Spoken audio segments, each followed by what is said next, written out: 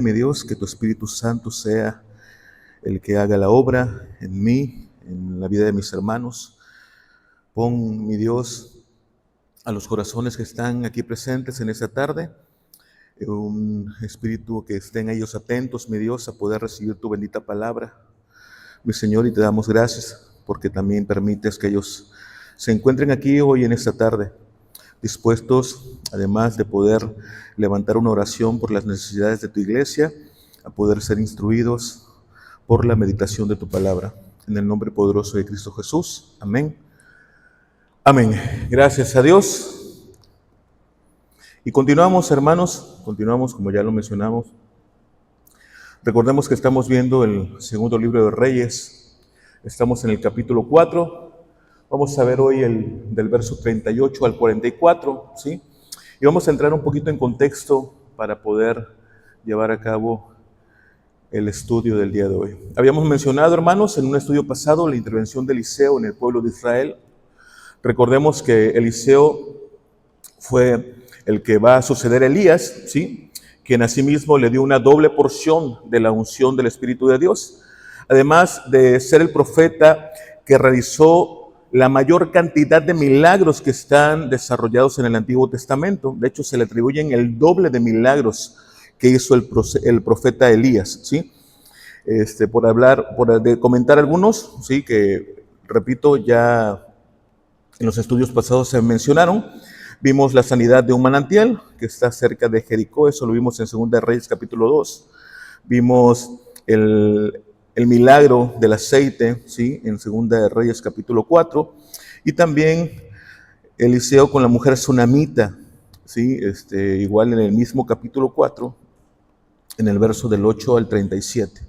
¿Sí? Y sin lugar a dudas hemos visto que Eliseo es un profeta y un hombre de Dios que fue establecido específicamente en Israel, obviamente para poder desarrollar todo lo que Israel necesita, en aquel tiempo necesitaba, saber acerca de los preceptos que Dios de antemano había puesto en su pueblo. Y era una medida de recordar, ¿sí? Recordemos también que esto es muy importante que nosotros lo traigamos a colación.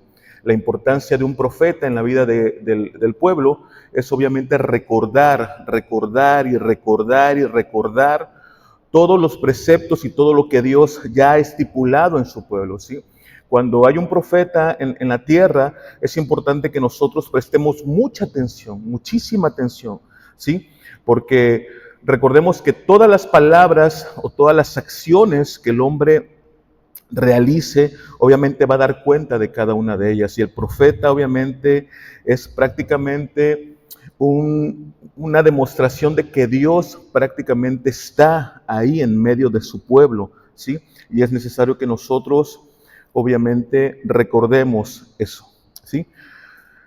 Bueno, vamos a iniciar. Verso 38. Cuando Eliseo regresó a Gilgal, había hambre en la tierra, y estando sentados los hijos de los profetas delante de él, dijo a su criado: pon la olla grande y cuece potaje para los hijos de los profetas. Eliseo fue a Gilgal durante la sequía y sin duda era el encargado, como ya lo mencioné, de ministrar a los alumnos de la escuela de profetas que vimos también en este mismo capítulo 4. Y el hecho de estos dos milagros que acabamos de leer, sí, hace un rato, y que hayan sucedido en Gilgal, nos dice mucho.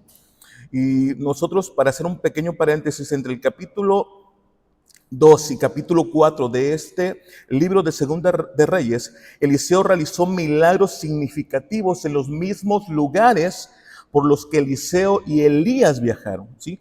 Ellos empezaron, recuerden, en Gilgal, capítulo 2, después viajaron a Betel, después de Betel fueron a Jericó y terminaron en el Jordán, ¿sí? Y en el Jordán precisamente fue cuando ocurrió la ascensión de Elías. El río se dividió en dos en el Jordán, y después del Jordán fue donde fue a Jericó a curar las aguas, ¿sí? Que ya acabo de mencionar. Y después de Jericó hubo un milagro de juicio proclamado contra un grupo de jóvenes, y donde tuvo lugar en Betel, ¿sí? Y ahora llegamos a nuestro estudio en 2 capítulo 4 y estamos en Gilgal de nuevo. Estos eventos, hermanos, sobrenaturales tuvieron lugar en el orden inverso del viaje original que Elías y Eliseo compartieron, ¿sí? Esto desde luego va a fortalecer prácticamente el inicio del ministerio de Eliseo, pero también va a animar al pueblo de Dios, es decir, a los hijos de los profetas que estaban ubicados y estudiando en los lugares precisos para ver cómo Dios va a demostrar cómo su obra va a continuar, ¿sí? Ahora, aquí es importante mencionar algo que ocurre precisamente en este evento, ¿sí? Que está mencionando la Escritura. Recordemos que Elías, ¿sí? Va a dejar prácticamente la batuta a Eliseo. Elías va a transmitir su obra a Eliseo, ¿sí? Y este programa obviamente está mencionando, nos está demostrando que el programa de Dios, que el plan de Dios va a avanzar con o sin sus hombres, ¿sí? Si sus hombres prácticamente, aunque haya una sucesión de este ministerio, ¿sí? Dios va a avanzar y continúa avanzando, y esto es algo importante que nosotros debemos de reconocer cuando leemos prácticamente estos sucesos en la Escritura, ¿sí? Muchas veces tomamos como un punto de partida un nombre, ¿sí? Pero nos olvidamos de que Dios es el responsable prácticamente de lo que está ocurriendo en su pueblo, ¿sí? Los hombres que van a ministrar o que han ministrado a través de la Escritura prácticamente son instrumentos que Dios ha utilizado, pero aunque estas personas fueran descalificadas, aún así Dios va a cumplir su propósito en su pueblo, ¿sí? Aunque ocurriera infidelidad, y como nosotros los hemos observado precisamente en esta primera carta de Reyes que ya acabamos de estudiar, y en esta introducción de esta segunda carta de Reyes, hemos visto reyes que fueron prácticamente infieles, ¿sí? Y aún así Dios está adentrándose para poder demostrarnos y darnos la lección principal, que su obra va a avanzar con o sin hombres que estén dispuestos a pagar el precio, porque es Dios el que está avanzando. Amén. Y obviamente aquí nosotros estamos observando que Eliseo ahora es el que va a quedarse, ¿sí? Prácticamente con la responsabilidad de ser el hombre de Dios. Hemos visto ya a través de esta segunda carta a Reyes, y como lo acabo de mencionar también en la introducción, a Eliseo se le atribuyen una gran cantidad de milagros, ¿sí? De hecho, es el hombre en el Antiguo Testamento que se le van a estar prácticamente reconociendo la mayor cantidad de milagros. Sabemos perfectamente que es Dios a través de su vida, pero obviamente fue en la jurisdicción o fue en la presencia prácticamente de el ministerio de Eliseo que nosotros podemos observar esta cantidad de milagros. Ahora, el verso 38 inicia mencionando una hambruna, ¿sí? Esta condición prepara prácticamente el escenario para poder ver las intervenciones que Dios va a mostrar. Y ahorita vamos a ver el significado y el impacto que hay precisamente en lo que está descrito en este verso 38. Dice que hubo una hambruna, y quizá esta sea la misma que se va a describir más adelante en el capítulo 8 de este mismo libro, ¿sí? ¿Recuerdan la hambruna que hubo en los tiempos de Acab? ¿Recuerdan que Elías va a predecir en primera carta de Reyes, en el capítulo 17, va a predecir una sequía, ¿sí? Y en el capítulo 18 vamos a ver obviamente esa sequía, y al inicio del capítulo 18 vamos a observar cómo esa sequía va a estar llegando a su final, pero la Biblia enfatiza que hay una gran hambre dentro del pueblo, y esa hambruna fue prácticamente profetizada por Elías, ¿sí? Y de acuerdo al libro de Santiago, capítulo 5, verso 17, esta hambruna y esta sequía iba a durar 3 años y 6 meses, ¿sí? Y esto fue, repito, una instrucción que Dios da a Elías para que le dijera a Israel en los tiempos de Acab, ¿sí? Hubo una sequía, ya había habido una hambruna, ¿sí? Y de nuevo, hermanos, Dios va a predecir otra hambruna. Hermanos, las hambrunas no eran una ocurrencia regular, ni eran eventos normales en la vida de Israel. ¿sí? La ley de Moisés nos dice que la presencia de una hambruna prácticamente va a manifestar el juicio de Dios contra su pueblo por culpa de la idolatría. Vamos a Deuteronomio capítulo 11, versos 16 y 17, ¿sí? Dice la Escritura: cuidaos, no sea que se engañe vuestro corazón y os desviéis y sirváis a otros dioses y los adoréis.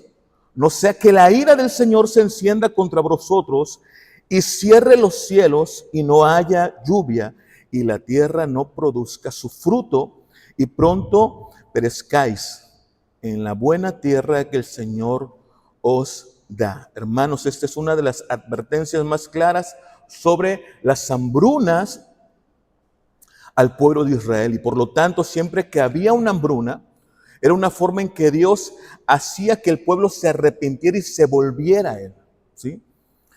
Lo más triste de esto es que el milagro que nosotros recordemos en el Monte Carmelo, en el capítulo 18, en la primera carta de Reyes, lo que aconteció en el Monte Carmelo cuando Elías expuso y exhibió a los 450 profetas de Acab y Jezabel, que los exhibió y ahí mismo, además de haberlos exhibido, ¿sí?, los asesinó. ¿Recuerdan ese evento y ese milagro en el Monte Carmelo? ¿Sí?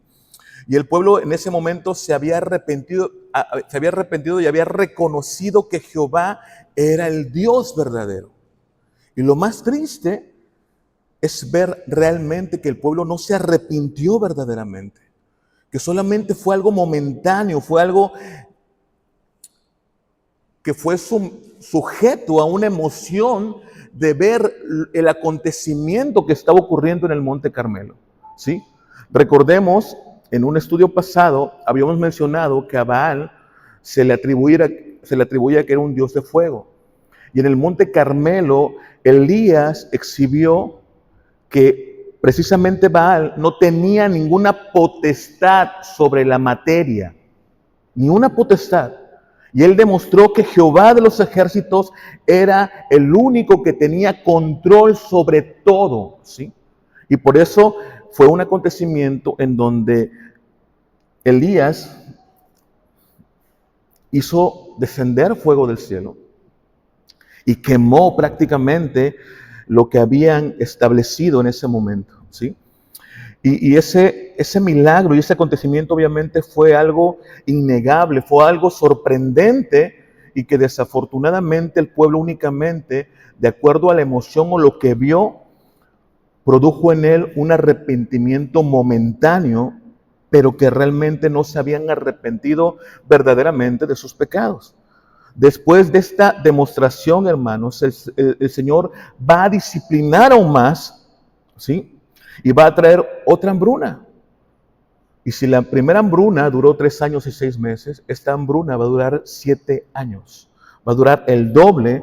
Y esto es una lección, hermanos, importante también para nosotros, ¿sí?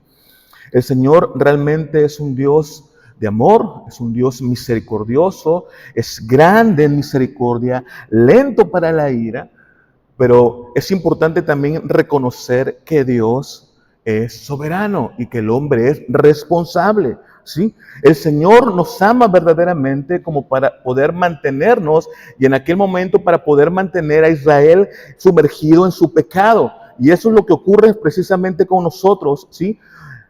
Dios nos ama verdaderamente para poder mantenernos en un estado donde nosotros no vamos a aprender, ¿sí? Y donde únicamente vamos a estar reincidiendo en los pecados y especialmente en los pecados que regularmente nosotros decimos dejar y regresamos a ellos.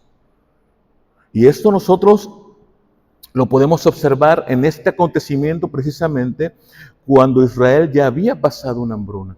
Ya había sido, obviamente, esta hambruna por la idolatría que había en Israel. Habían 3 años y 6 meses duró esta hambruna y ahora por no haber entendido se iba a extender ahora a 7 años, ¿sí?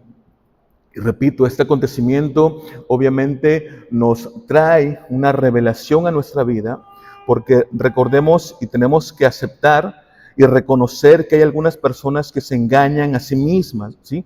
En cosas que han hecho pensando que son capaces de sobrevivir a las consecuencias. Y es lo que pasó con Israel. Ellos pensaron que iban a ser capaces de sobrevivir a las consecuencias del pecado que habían enfrentado antes. Y pensando que no era tan malo, que fue poco vergonzoso, que dolió poco y que probablemente esta vez iban a tener un poco de éxito. Y es lo que ocurre en la vida del hombre prácticamente que no quiere dejar su pecado. Es asombroso lo que muchas veces nuestras mentes son capaces de pensar cuando se trata del pecado. Es lo sorprendente, ¿sí? Lo hemos dicho en otras ocasiones, ¿sí? Cómo la mente puede engañarnos pensando que nosotros vamos a tener realmente la capacidad para poder decir no cuando nosotros queramos. Hermanos, eso es una mentira del diablo, ¿sí? Nosotros no podemos, ¿sí? Y a lo que quiero llegar, hermanos, es que este es un ejemplo de que si realmente nosotros somos del Señor, Él no nos va a tratar con indiferencia y nos va a disciplinar. Si nosotros realmente somos del Señor, hermanos, Él no nos va a tratar con indiferencia, nos va a disciplinar. Y eso es lo más asombroso y lo más sorprendente, ¿sí? Cuando el hombre realmente, cuando ve la disciplina, ¿sí? Recuerden Salmo 23, ¿sí? El Señor es mi pastor y eso es la parte romántica del Salmo, ¿sí? Pero luego dice, tu vara y tu callado me infunden aliento. No ve al pastor, ve la vara y el callado. No ve al pastor, ¿sí? Tu vara y tu callado me infunden aliento. Sabe el salmista que si se llega a perder, el Dios bueno va a ir por él, pero obviamente con disciplina, ¿sí? Eso estamos viendo en Israel. Ellos se rebelaron, el tiempo pasó y desafortunadamente no aprendieron, solo aumentaron en su apostasía.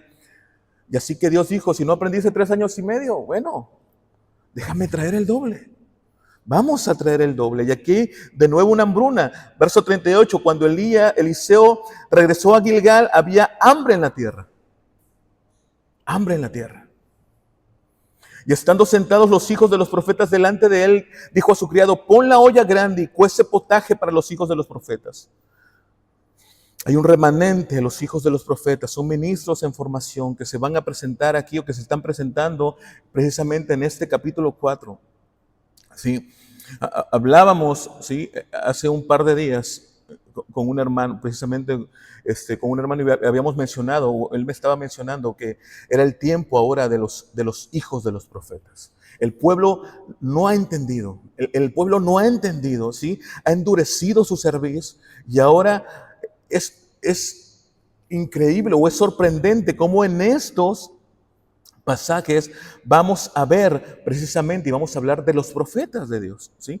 Y este capítulo 4 en su mayoría habla acerca de estos ministros que están en formación, que están queriendo recibir sabiduría y están querer tener conocimiento de quién es su Dios, ¿sí? Y es cierto, hay una hambruna, pero también, aparte de esta hambruna, hay un tiempo en el que estos varones de Dios, estos profetas de Dios, obviamente se reúnen. Y hermanos, esto obviamente también nos da una luz, ¿sí?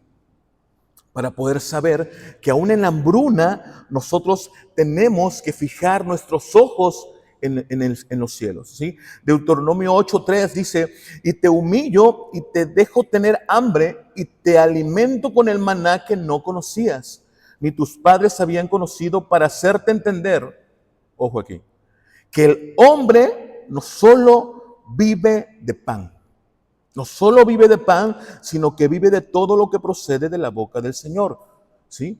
Esto nosotros lo hemos visto mayormente en palabras de Jesús en Mateo 4:4, cuando le dice a Satanás, no solo de pan vive el hombre, sino de toda palabra que sale de la boca de Dios, ¿sí?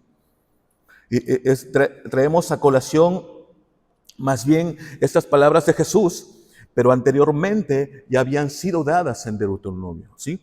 Y no se trata, hermanos, de menospreciar la comida, sino de apreciar el alimento constante de su palabra, ¿sí? No se trata de lo que se sienta, se trata de que si estoy convencido de que no puedo vivir sin su palabra. y de que estoy más vivo cuando estoy invirtiendo tiempo en su palabra. Hermanos, es mentira que si nos alejamos un poco, aunque sea un poco, seguiremos igual de fuertes. Es mentira, ¿eh? No, nos empezamos a marchitar lentamente, las tentaciones se hacen más fuertes, la mundanalidad se hace cada vez más atractiva.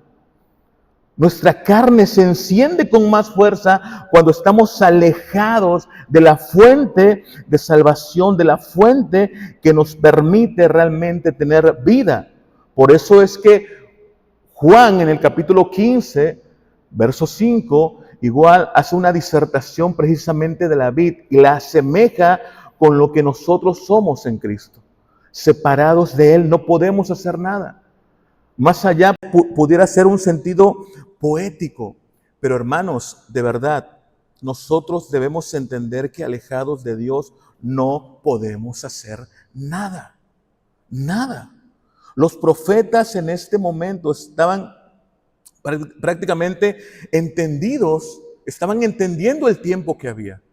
Hermanos, la hambruna también estaba en ellos. Había hambruna en la tierra y ellos estaban ahí en la tierra. ¿Sí? Aunque era un remanente, no estaban exentos de los sufrimientos que estaban aconteciendo en Israel. ¿Sí?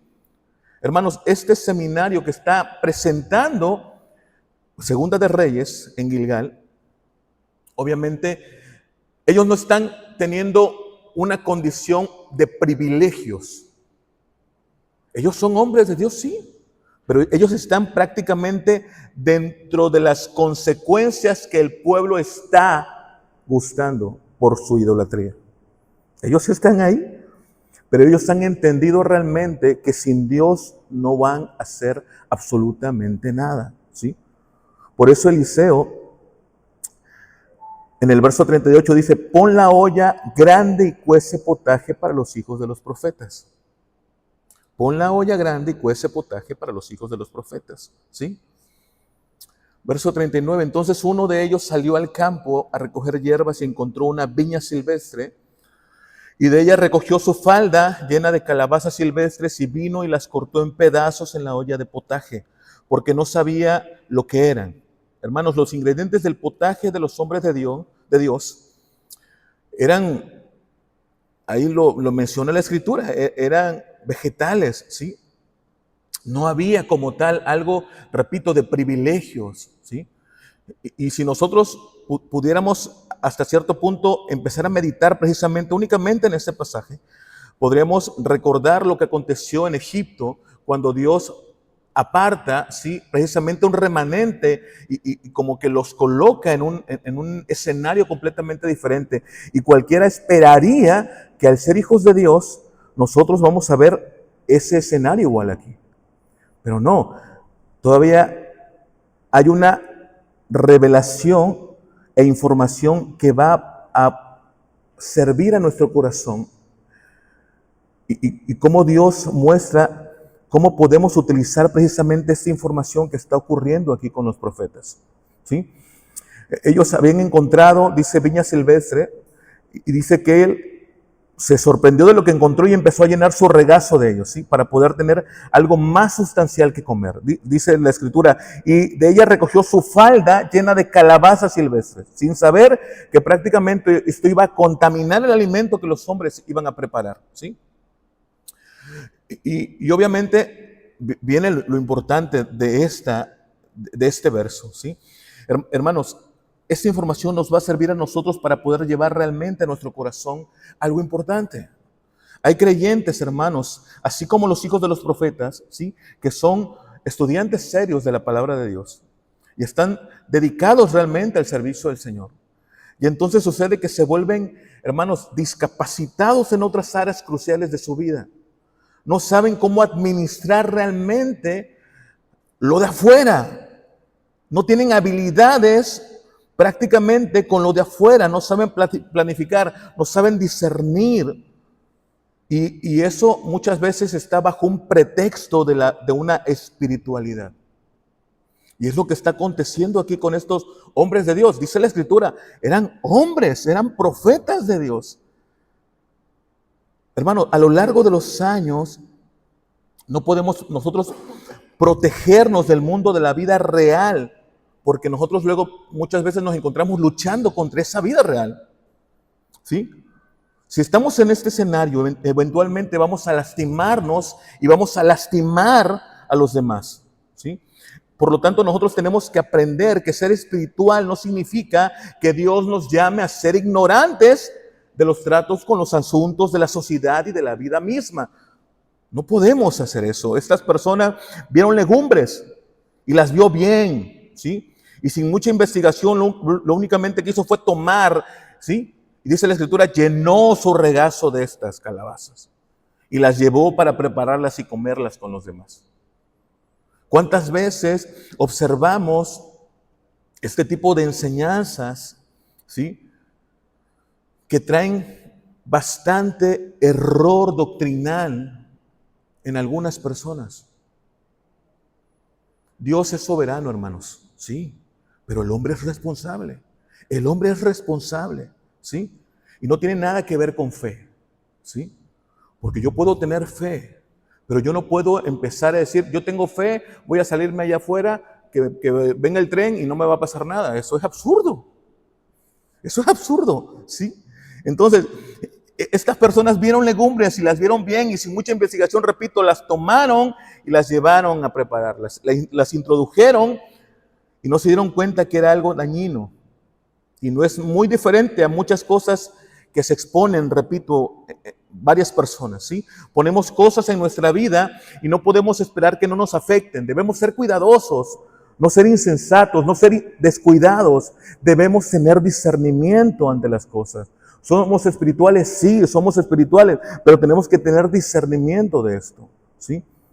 Repito, estos varones eran varones de Dios y cualquiera pudiera mencionar, es que como son varones de Dios, todo lo que coman no les va a hacer daño. No. Tenían que haber tenido discernimiento estos varones, ¿sí? Verso 40, y los sirvieron para que los hombres comieran, y sucedió que cuando comían el potaje clamaron y dijeron, oh, hombre de Dios, hay muerte en la olla, y no pudieron comer. Los hombres gritaron. La Escritura no dice mucho de cómo se dieron cuenta. Quizá uno empezó a comer y empezó a sentir algo, ¿sí? Leyendo un poco, esta viña silvestre se supone que es una especie de pepino y su fruto es de color y tamaño de la naranja y es muy amargo y produce cólicos y produce diarrea, ¿sí? Y en alguna de esas tantas cosas que produce, aparte de que altera los nervios, ¿sí? Obviamente hace un barrido del estómago y esto pudiera ocasionar la muerte. Por lo tanto, estas personas con razón se sorprendieron. Dijeron, wow, varón de Dios, hay muerte en la olla, ¿sí? Por lo tanto, tuvo que intervenir Dios a través, obviamente, de la vida de Eliseo, ¿sí? Y otra vez, Eliseo aquí es reconocido como un hombre de Dios. La palabra del Señor está con él. Recuerdan que cuando estaban en el desierto, Josafat preguntó, hay un varón de Dios aquí, ¿sí? Y todos apuntaron a Eliseo, ¿sí? La diferencia entre Eliseo y Elías, recordemos que Elías fue una persona que se aisló, no vivía en Israel, y Eliseo sí. Eliseo estaba prácticamente, no a disposición, pero estaba con ellos ahí, ¿sí? Eso también es sorprendente, como al ir estudiando estos libros de Reyes, nos damos cuenta de la gran misericordia de Dios, ¿sí? Pero de la gran misericordia, siempre y cuando nosotros realmente tomemos la parte que nos corresponde como hombres, que son entendidos y que vamos a acercarnos a la palabra, obviamente, al profeta, a la palabra de Dios, y confiados en que nosotros vamos a recibir, obviamente, la bendición, ¿sí? Verso 41, pero él dijo, traedme la harina, y la echó en la olla, y dijo, sírvelo a la gente para que coman, y ya no había nada malo en la olla, ¿sí? Los hijos de los profetas confiaron en la palabra del Señor y comieron, ¿sí? Tampoco dice, no da más información. Únicamente Eliseo dice, tráeme la harina, le echó en la olla y dijo, sírvelo a la gente para que coman, y ya no había nada malo en la olla, ¿sí? Ellos obviamente confiaron en Eliseo, que presentaba y hablaba en nombre de Dios. Y hermanos, la palabra de Dios que salió en ese momento de la boca de Eliseo es la misma palabra que nosotros tenemos escrita en nuestras manos, que tenemos hoy. Es su palabra la que trae vida, la que trae salvación a nuestra vida, que nos permite ser purificados, que nos permite ser limpiados, santificados, y todo eso es a través de su palabra. ¿sí? Es la misma palabra que salió de la boca de Eliseo y esa misma palabra nosotros tenemos la oportunidad de tenerla hoy en nuestras manos. Y si nosotros no estamos santificándonos, si nosotros no estamos realmente siendo limpiados, es porque no estamos alimentándonos de su palabra. Dice Efesios capítulo 5, 26, para santificarla, habiéndola purificado en el lavamiento del agua por la palabra. Es la palabra la que permite que haya un lavamiento, una purificación, una santificación, una limpieza en la vida de los hombres. Es la palabra, ¿sí? Juan 17, 17, santifícalos en tu verdad. Tu palabra es la verdad. Es la palabra, ¿sí? Y hermanos, si nosotros aún seguimos teniendo pensamientos no correctos, ideas destructivas en nuestras mentes, la solución, hermanos, es la bendita palabra de Dios. Hay gente que no dice nada, pero aún lucha con este tipo de pensamientos. De verdad. Y parece seguir batallando con ellos. Hace 20 días, ¿sí? Un amigo se suicidó. Iba a la iglesia. No a una cristiana, pero iba a la iglesia. Y es sorprendente cómo vemos aún dentro de las congregaciones gente que, hermanos, únicamente parece querer acumular años, pero que siguen pensando de la misma manera cuando no conocían a Cristo. Que su vida sigue estando y sus pensamientos entenebrecidos. Y eso es únicamente porque no están expuestos a su bendita palabra. Hay una analogía de una taza. Esto hace mucho tiempo que salió, ¿sí? Y esa taza está llena de cosas sucias, ¿sí? Y obviamente si nosotros nos permitimos abrir un grifo en una llave, ¿sí? Va a llegar un momento en que la cantidad de agua limpia va a reemplazar a todo lo que está dentro de la taza. Esa analogía es buenísima para que nosotros nos demos cuenta que tenemos que darle tiempo a la palabra para que pueda obrar en nuestra vida y pueda limpiar nuestra conciencia y pueda limpiar nuestro corazón. ¿Sí? Eso es importantísimo, repito, porque esto es lo que los profetas estaban observando de la boca de Eliseo. Y repito, esa misma palabra de bendición, esa misma palabra que salió de la boca de Eliseo es la misma palabra que nosotros tenemos la oportunidad de tener en nuestras manos el día de hoy y poder leerla. Y hermanos, si no la leemos, no va a poder obrar en nuestra vida. ¿Sí? Eso es sumamente importante que nosotros realmente entendamos, ¿sí? Porque de igual forma, estos hombres, aunque estaban en el ministerio en Gilgal, ¿sí? No pretendían haber alcanzado la plenitud de sus vidas por el servicio. Ellos tenían y sabían que tenían que seguir alimentándose de la palabra. Pablo le dijo a Timoteo, sé paciente en la predicación de la palabra de Dios, tanto como sea posible para que una verdad en un sermón o en tu propia lectura personal pueda cambiarte y transformarte.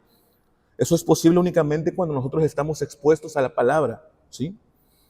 Eliseo, sobre ese guiso más común, que es el compromiso prácticamente de la falta de discernimiento que había o que hubo en estas personas al tomar únicamente estos pepinos silvestres y echarlos ahí, no se dieron cuenta realmente del compromiso que realmente deberían tener a través de su palabra para poder entender y discernir que ese momento tenían ellos que haber hecho algo diferente, ¿sí? Y nosotros tenemos su bendita palabra para poder confiar y hacer algo en nosotros, ¿sí?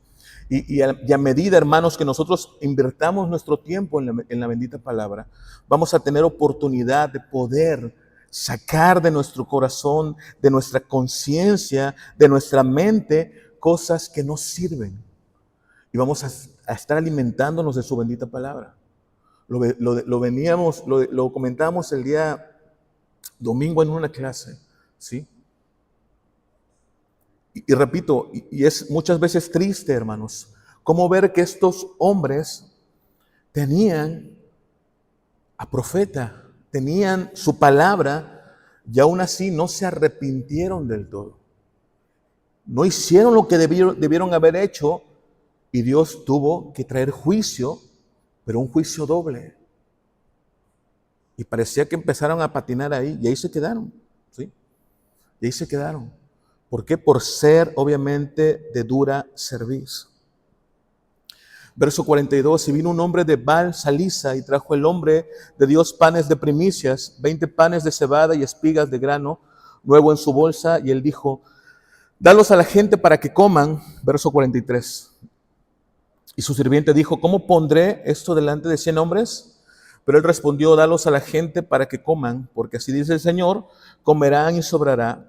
Verso 44, y lo puso delante de ellos y comieron y sobró conforme a la palabra del Señor. Los hijos de los profetas no eran el único remanente en Israel en ese tiempo. Aparece un hombre, dice ahí, de Baal Salisa. Un hombre de Baal Salisa. Y hermanos, si hay una palabra ahí es por algo. Baal Salisa, ¿sí? Veamos de dónde proviene este nombre. Primera de Samuel, capítulo 9, verso 4. Y él pasó el monte de Efraín y de allí a la tierra de Salisa, ¿sí? La palabra Baal Salisa como tal, esa palabra compuesta que vemos aquí en el segundo libro de Reyes, capítulo 4, verso 42, no aparece más que aquí en esta porción de la Escritura. Pero hay Salisa, que es prácticamente un distrito de Israel, aparece en 1 Samuel capítulo 9. Dice, y él pasó el monte de Efraín y de allí a la tierra de Salisa y no las hallaron. Pasaron luego por la tierra de Salim y tampoco. Después pasaron por la tierra de Benjamín y no las encontraron. Recordemos este escenario, recordemos que aquí Saúl fue a buscar las asnas de su padre que se habían perdido, ¿sí? Y aquí vemos nosotros que pasaron por la tierra de Salisa, ¿sí? Vemos desafortunadamente otra desafortunada caída de la fidelidad de Israel al Señor. Y esta tierra no había aparecido desde el profeta Samuel hasta ahorita el profeta Eliseo. ¿Y por qué? ¿Y por qué no aparece como tal el nombre textual Baal Salisa?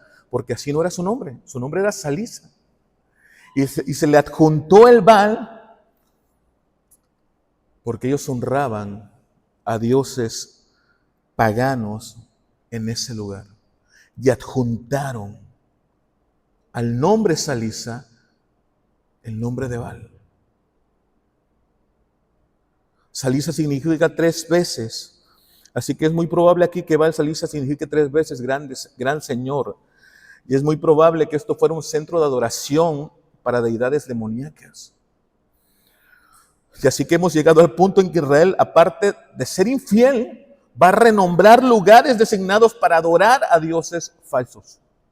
Aparte de ser infiel, aparte de hacer lo que hacía, ahora va a designar o va a renombrar un lugar para poder reconocer que eso le pertenecía a ese Dios.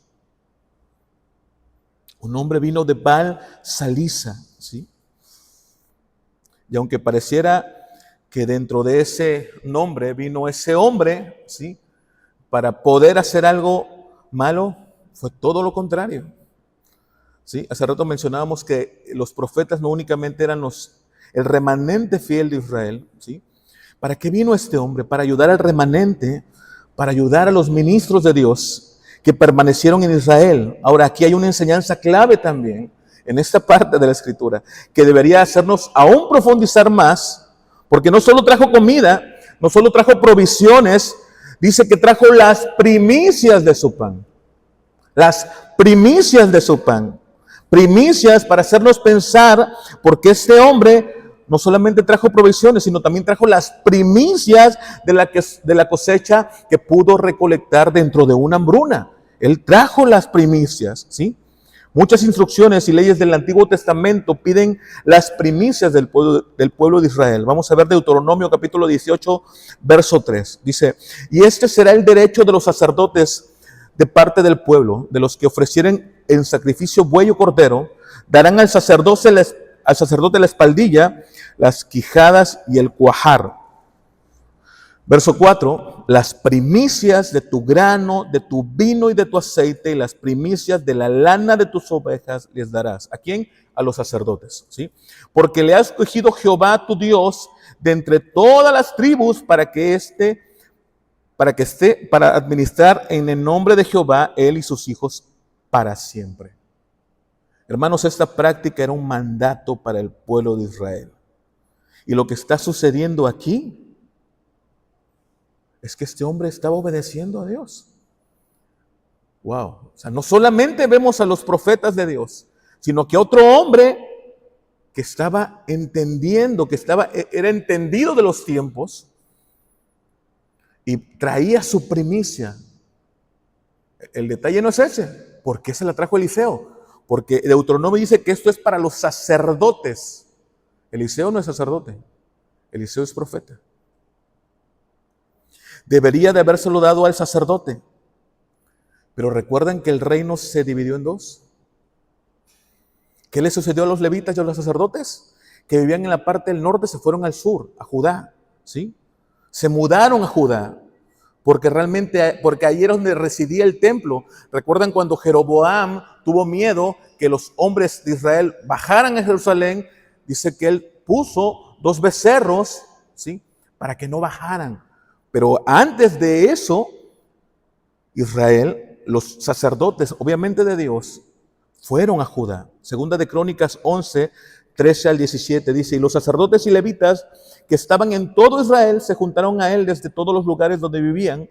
Verso 14, porque los levitas dejaban sus ejidos y sus posesiones y venían a Judá y a Jerusalén, pues Jeroboam y sus hijos los excluyeron del ministerio de Jehová.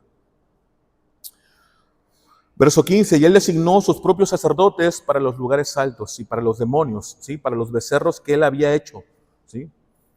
Tras aquellos acudieron también de todas las tribus de Israel los que habían puesto su corazón en buscar a Jehová, Dios de Israel. Y vinieron a Jerusalén para ofrecer sacrificios a Jehová, al Dios de sus padres, y así fortalecieron el reino de Judá y confirmaron a Roboam, hijo de Salomón, por 3 años, porque 3 años anduvieron en el camino de David y de Salomón.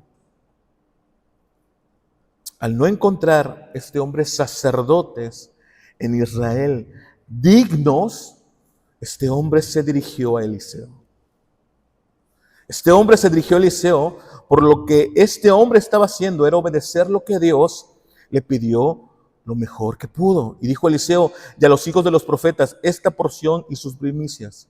Hermanos, este hombre nos está dando una reprimenda para todos los que ponemos excusas por nuestra desobediencia. No hay excusa de hacer lo bueno. No hay excusa de obedecer a Dios. Aunque las condiciones sean adversas, nuestra responsabilidad es hacer lo que nos corresponde como hijos de Dios. Esta persona estaba haciendo lo que Dios había estipulado. Él llevaba su primicia. Dar honra a Dios es la verdadera adoración a Dios. Dar honra a Dios es la verdadera adoración a Dios. Hermanos, si queremos realmente adorar a Dios, haremos todo lo posible para honrarlo. Si queremos realmente adorar a Dios, haremos todo lo posible para honrarlo, ¿sí? Y la honra prácticamente es la obediencia que nosotros debemos de tener ante lo que su palabra nos está pidiendo. Y él dijo, dalos a la gente para que coman. Verso 43. Y su sirviente dijo, ¿cómo pondré esto delante de 100 hombres? Pero él respondió, dalos a la gente para que coman, porque así dice el Señor, comerán y sobrará. Verso 44.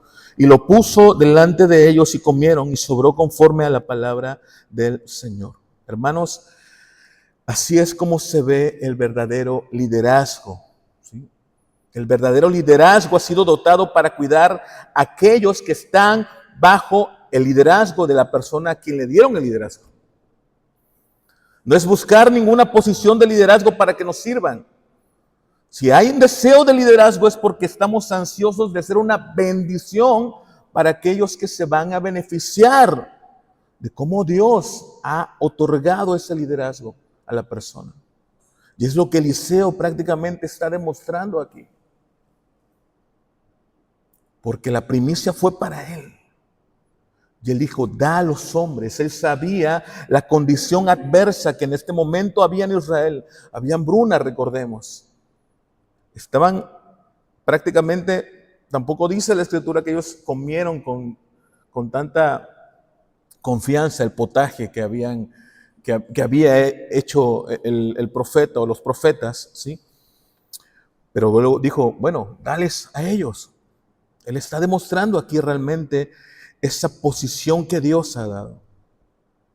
Y lo puso delante de ellos y comieron y sobró conforme a la palabra del Señor. ¿Se nos hace familiar esto? Lo acabamos de leer el domingo, ¿sí? Jesús, la multiplicación de los panes. ¿Te imaginas que este milagro cobró vida por la obediencia de un hombre? ¡Wow! El hombre de Baal-Salisa. Este milagro cobró vida por la obediencia de este hombre. Hermanos, nunca subestimemos lo que nuestra obediencia puede hacer. Nunca subestimemos. Especialmente nuestra obediencia en tiempos difíciles. Y especialmente cuando las excusas pasan por nuestra mente. Especialmente cuando las excusas pasan por nuestra mente. No dejemos que las excusas personales realmente detengan y saboteen los testimonios potenciales que Dios ya ha predestinado que ocurran.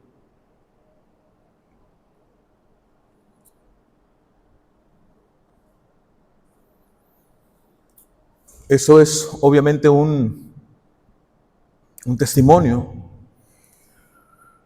Ha sido 2 semanas, 3 semanas bastante agotadoras, ¿sí? Estamos llevando como 4 o 5 cursos, ¿sí? Entre ellos uno de armonía avanzada.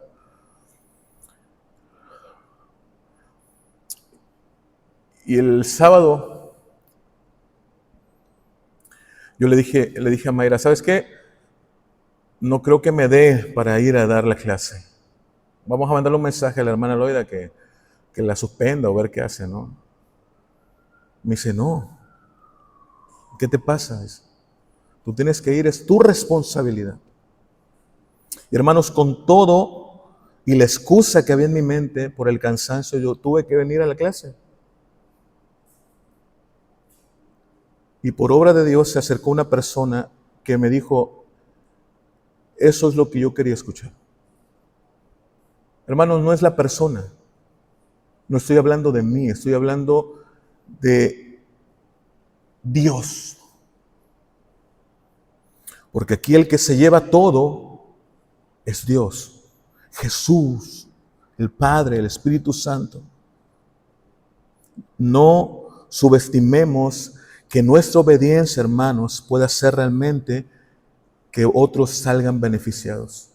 Este hombre de Baal-Sisa, lo único que hizo fue obedecer. ¿Cuál iba a ser su excusa más grande? No, todos son unos incircuncisos, todos no merecen esta premisa, yo no voy.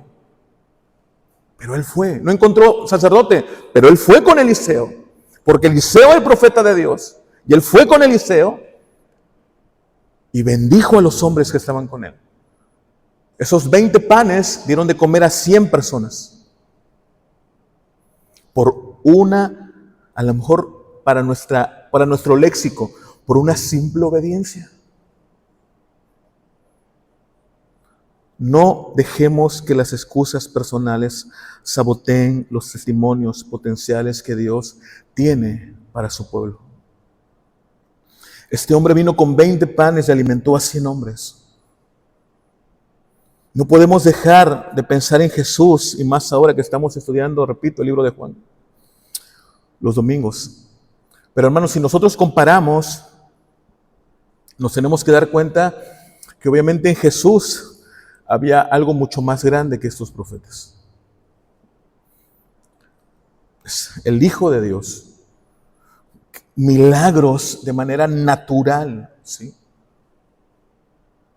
Pero de igual forma, por la obediencia que en ese momento los apóstoles llevaron a cabo, al sentar a las personas, hubo una bendición.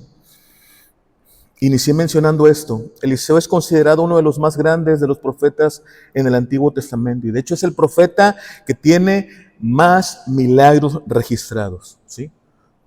Sabemos que no fue Eliseo, que es el poder de Dios en él. Pero a él se le están atribuyendo la cantidad de milagros, ¿sí? Pero hermano, Jesús es más grande que Él en todos los sentidos, ¿sí? Y no solo eso, si nosotros conectamos el Antiguo Testamento con el Nuevo Testamento, nos vamos a dar cuenta que Jesús no solo apareció en la escena de la nada, sino que siempre existió. Siempre fue la fuente de todo milagro poderoso y de todo acto provisional, sobrenatural que se dio lugar en el Antiguo Testamento. Cristo Jesús. Nosotros necesitamos saber y entender que si la Escritura nos permite, Dios más bien, nos permite tener su palabra, ¿sí? Nosotros necesitamos saber que tenemos que aprovechar esa palabra para poder alimentarnos de manera correcta. Es importante. Cuando nosotros nos alimentamos de manera correcta, ¿sí? No voy a decir que va a ser más fácil, pero nuestra conciencia no va a estar dormida y vamos a permitir que el Espíritu Santo pueda fluir y que nosotros podamos actuar en obediencia, porque Él pone el querer y el hacer. Pero si nuestra conciencia está cauterizada, está dormida, no va a ocurrir nada. Nos va a dar igual, no voy. Nos va a dar igual, no obedezco, no me interesa, ¿sí? Necesitamos saber que necesitamos tener su palabra en nuestra mente, en nuestro corazón, y si tenemos la oportunidad de tenerla físicamente, tenemos que alimentarnos de su bendita palabra. Oremos, hermanos. Te damos gracias, mi Señor, por tu amor, por tu bendición, por tu palabra. Gracias por tu misericordia, mi Señor, al permitirnos reunirnos en tu casa para poder ser instruidos, para poder estudiar tu bendita palabra. Gracias, mi Señor, gracias por tu bendita palabra. Gracias porque nos permite despertar a los que estamos dormidos. Gracias porque nos permite, mi Señor, reconocer nuestros pecados. Nos permite reconocer que te necesitamos. Nos permite reconocer que sin ti no somos nada. Y que si tú no nos hubieses alcanzado, ya estuviéramos muertos. Gracias, mi Señor, por tu amor inagotable. En el nombre poderoso de Cristo Jesús. Amén.